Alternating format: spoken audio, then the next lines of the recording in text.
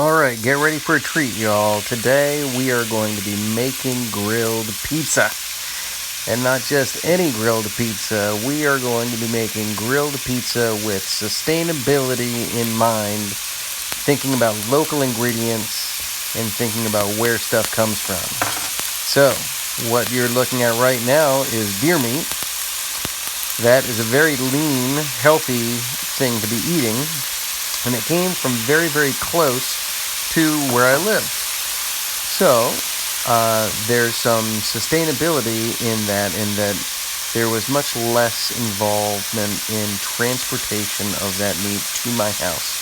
So there's less embodied energy and fossil fuels transporting this from some other country or some other place in the United States to get to where I'm cooking it. And that's really important. Also, it came straight out of an ecosystem, so we don't really have to think about a man-made farm that has lots of cattle being raised and putting out methane and that sort of stuff that can contribute to climate change. So this is straight out of an ecosystem that's natural and a wonderful thing that's contributing to nature and biodiversity in the world around us. Now, did I add some spices to this deer meat? Absolutely. Some salt, some pepper, a variety of other things, including some sugar.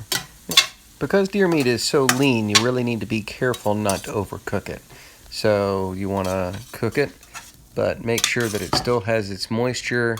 Be really cognizant of how long you have that thing on the heat.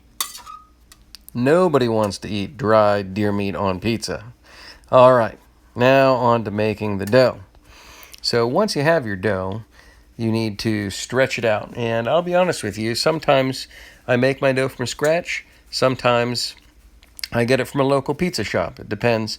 And that really comes down to self-sustainability, right? The idea that, if I'm making food on a regular basis, sometimes, time is of the essence and I don't want to have to mix the ingredients and let the dough rise and punch it down and that sort of stuff. I just want to get cooking. And so that can happen by getting dough from a local pizza joint and then bring it home to make and cook.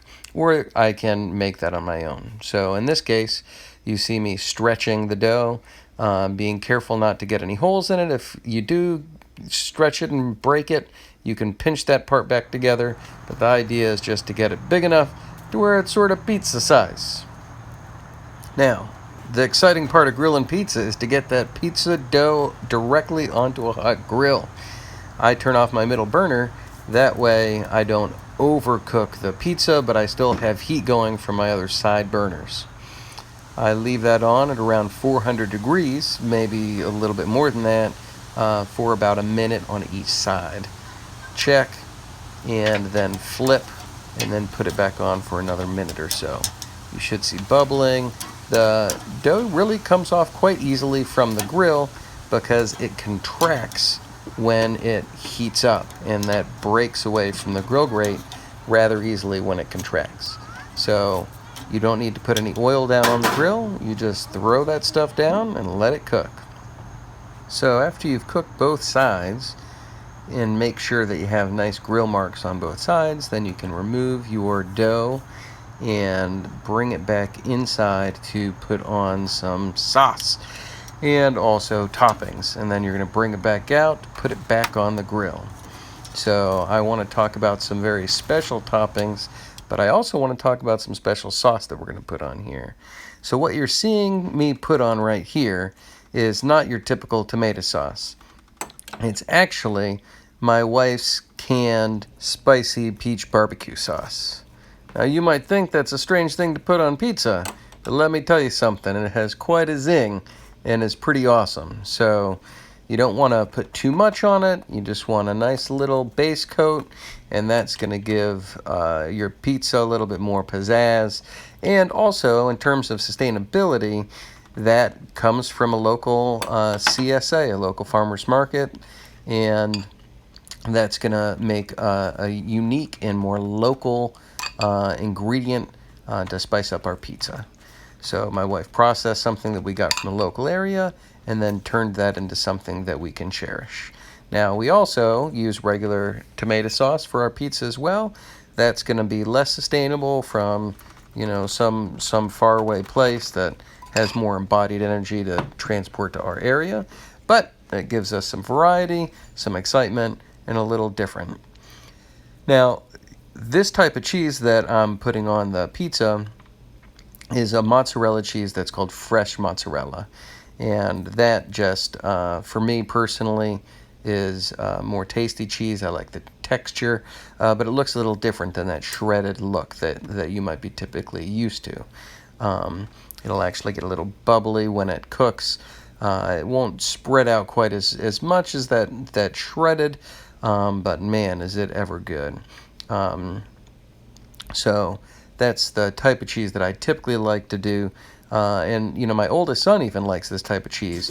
But my kids also use the shredded cheese too. Right here you see me using some basil from our garden and some thyme. And so these are, again, local ingredients that we can source outside. They're seasonal. They're from our garden beds. And an exciting little treat because you can feel like your hard work in the garden can pay off and make some tasty treats and make you feel like you're eating something that would be pretty fancy at a restaurant, but really it's just coming from your home and a pretty simple meal to make. And now it's time to sprinkle on that deer meat that I was cooking up earlier. As you can see, I don't overload the pizza with the deer meat, but you want to get a good healthy dose on there. It adds some nice strong flavor. And again, the deer meat's not too overcooked, so when you put it back on the grill, you're not too worried about it getting too dry. There are also artichokes on there. The artichokes don't come from our garden. Actually, I got canned artichokes that we cooked a little bit before putting them on the pizza, and it was pretty interesting to learn that they came from Peru. So that's a pretty far traveling topping to get put on our pizza, but you know what? It tastes pretty darn good, so what the heck. At any rate, you put it on the grill for about a minute and take it off, and there you have it.